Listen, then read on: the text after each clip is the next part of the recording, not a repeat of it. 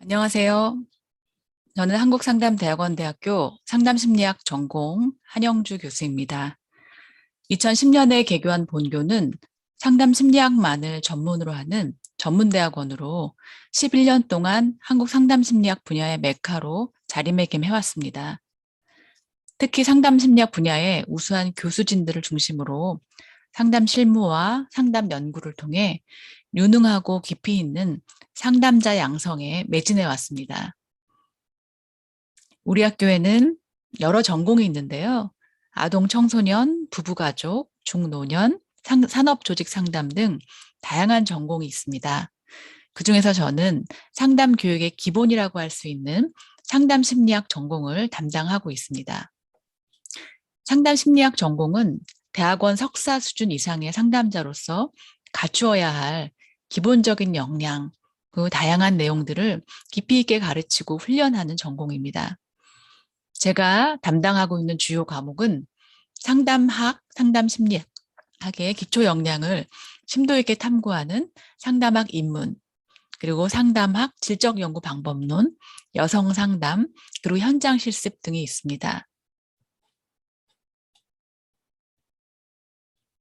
제가 이번 영상에서는 상담 심리학 질적 연구 방법론이라는 강의를 소개해 드리고 싶습니다.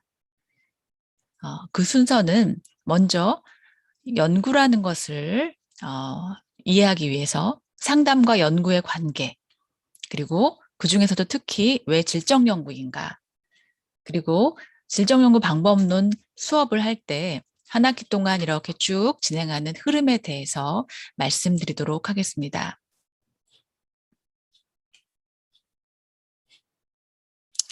상담자를 양성하는 전문대학원에서 상담 이론과 실무를 배우면 될 텐데 왜 연구까지 해야 되느냐 하고 궁금하신 분들이 많으실 겁니다. 우리가 흔히 일반적으로 말하는 상담 하면은 두 사람 사이에 주고받는 조력적, 그러니까 돕는 상호작용이죠.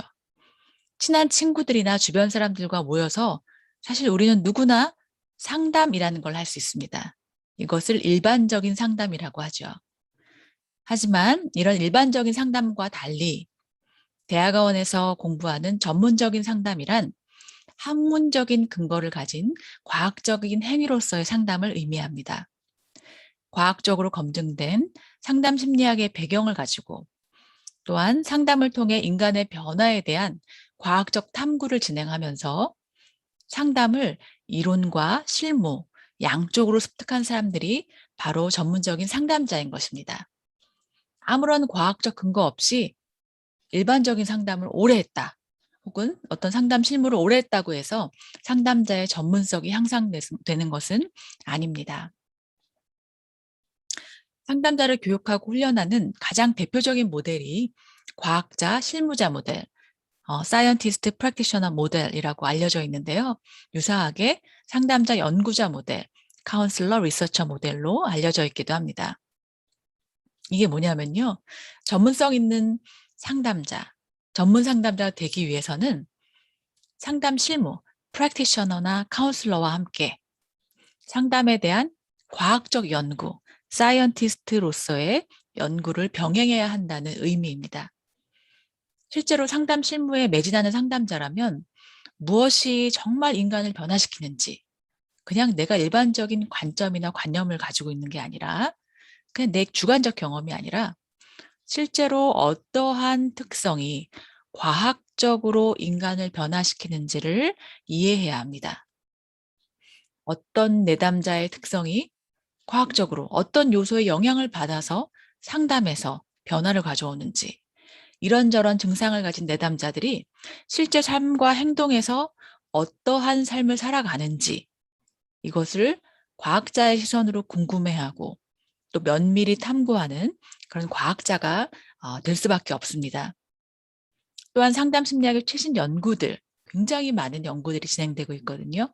그 연구와 그 결과들을 탐독하고 그 흐름에 발맞추어 정말 내담자의 변화를 이끌어갈 수 있는 상담자, 그런 상담자야말로 상담 실무에서 내담자를 더 효과적으로 도울 수 있는 전문가라고 할 수 있습니다. 이처럼 전문 상담자가 되기 위해서는 상담 실무만이 아니라 연구자로서의 소양을 반드시 갖춰야 합니다. 실제로 우리나라에서 가장 공신력 있는 상담 기관이라 할 수 있는 한국상담심리학회에서 상담심리사 1급이 되기 위해서는 연구 실적이 반드시 필요한 것도 이러한 이유라고 볼 수 있습니다. 네. 그렇다면 왜 질적 연구인가? 상담학에서 왜 질적 연구를 배워야 되는가? 한번 생각해 보겠습니다. 상담이라는 학문은 인간의 변화에 대해서 과학적 탐구를 하는 학문이다라고 말씀드렸죠. 인간의 마음과 행동, 그리고 인간의 삶은 보기보다 매우 복잡다단하고 한두 가지 요인으로 정의하기 어렵습니다. 눈에 보이는 물리적 현상을 탐구하는 것과는 매우 다르죠. 이런 자연과학과 같은 방법으로 인간의 마음을 연구한다는 것은 어불성설이라고 생각합니다. 예를 들어 보시죠. 물이라고 하는 물질을 연구한다. 라고 하면 이게 섭씨 100도에서 끓는다. 이건 사실이죠. 과학적 사실. 무엇을 통해서 알게 됐나요? 반복적으로 관찰하고 실험해서 일반화할 수 있는 원리를 발견한 것입니다. 물론 기압과 환경, 여러 기타 요인들에 대한 변이가 있지만 굉장히 다수의 반복 측정을 통해서 이러한 원리들을 파악한 것이죠. 하지만 인간의 마음이란 어떤가요? 이런 한두 가지 요소로 결론을 짓기는 매우 어렵습니다. 인간의 마음이란 이럴 때 이래 라고 단언하는 사람들은 비과학적인 거죠. 몇 가지 유사점과 원리가 발견된다고 해도 사실은 각 사람이 처한 삶의 정황, 그리고 그때 어떠한 마음이 주를 이루었느냐, 그리고 어떠한 맥락 속에서 살고 있었느냐라고 하는 미세하고 중요한 차이들을 모두 갖습니다.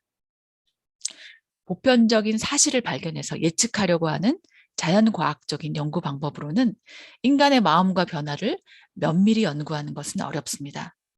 특히 인간의 경험을 몇 가지 숫자로 이런 애착이 몇 점이면 우울은 어떻게 몇 점이다. 이렇게 계량화하는 것은 굉장히 명료하죠.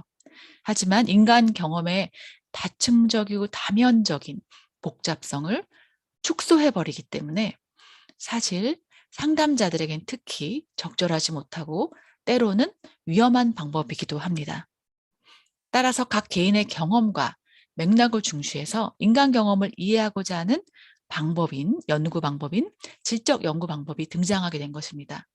상담자들은 질적 연구 방법을 통해서 연구를 진행하면서 내담자의 개개인, 그 복잡하고 각각 특수한 개개인의 마음을 더욱 깊이 이해할 수 있고요. 개인의 경험을 맥락 안에서 상호 주관적인 세계 속에서 이해하는 과학적인 사고 방법을 배울 수가 있습니다.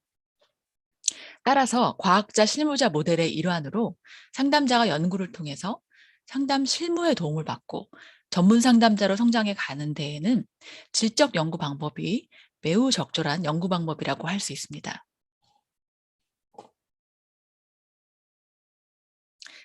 그럼 다음은 제가 담당하고 있는 상담학 질적 연구 방법론 수업에 대해서 말씀드리겠습니다. 이 수업은 상담자로서 성장해 가고자 하는 상담학 연구자가 되는 목표를 갖고 있습니다. 일반화시키는 데 목적을 둔 양적 연구 방법에 사실 우리는 매우 익숙하죠. 상담자들도 이러한 양적 연구 패러다임에 익숙해서 이 대학원에 들어오시게 됩니다. 이러한 우리의 패러다임을 점검하고 질적 연구 방법론의 기초적인 개념과 철학, 그리고 역사적 흐름을 이 수업에서는 검토하게 됩니다. 그 이후에는 실제로 내가 질적 연구를 진행하는 연구자가 된다라는 가정하에 연구를 진행하기 위한 구체적인 방법들을 하나하나 익히면서 자기 자신의 연구 주제를 가지고 연구 프로포절, 즉 연구 계획서를 작성하게 됩니다. 구체적으로는 자료 수집 방법인 심층 면담과 자료 분석, 그리고 자료 해석의 전 과정을 한 번씩은 직접 경험하면서 추후에 자신의 학위 논문이나 개인 연구를 진행할 수 있도록 그런 기초를 다지는 수업을 진행하게 됩니다. 실제로 이 수업에 참여하셨던 많은 학생들이 수업을 통해서 나만의 연구 주제를 정했다. 그리고 그 절차를 진행했다. 해서 자신의 학위 논문을 작성하는 것들을 많이 관찰해 왔습니다.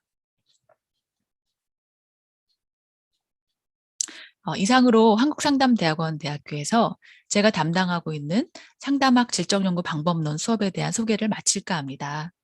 이 수업은 단순한 연구물 작성, 또 연구 방법 습득 걸 넘어서 상담자로서 성장하는 하나의 길을 가는 수업입니다. 이러한 길을 가는 상담 연구자로서 질적 연구를 배우고 과학자이자 또 실무자인 전문 상담자가 되는 것을 지향하고 있습니다. 좋은 상담자가 되고자 하는 상담을 공부하고자 하는 학생들이 이 수업을 통해서 진정한 과학자, 실무자인 전문가로 훈련되기를 바랍니다. 감사합니다.